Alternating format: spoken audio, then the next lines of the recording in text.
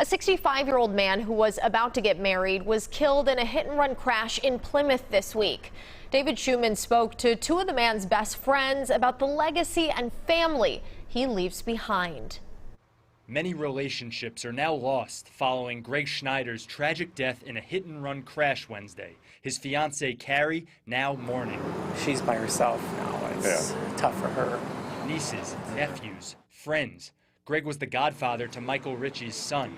The buddies go back more than 50 years to grade school. He taught me how to drive manual transmission, which I loved, and I ended up buying cars with manual transmissions for the rest of my life until recently.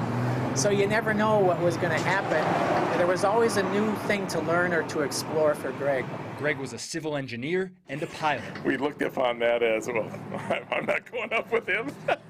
But he was a great pilot, and he logged in his hours, and he went everywhere. Michael says Greg was also a veteran, stationed in Germany with the U.S. Army for 4 years. If you met him and he found out you needed something, he said, well, I got the afternoon, how can I help?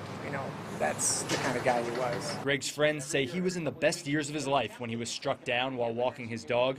The dog, Zilly, died too. At 65, Greg was engaged for the first time and recently retired.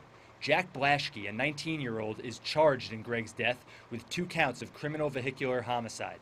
According to police, Blaschke was going over 70 in a 45 miles per hour zone. To lose one of your own like this and do something senseless as this is just extraordinary. As far as getting through this, who Greg was helps me get through this. The boys' weekends will go on without Greg, but with enough memories to last a lifetime. David Schuman, WCCO 4 News. Blaschke, the driver, told police that he had been arrested for a DWI a few weeks before the crash.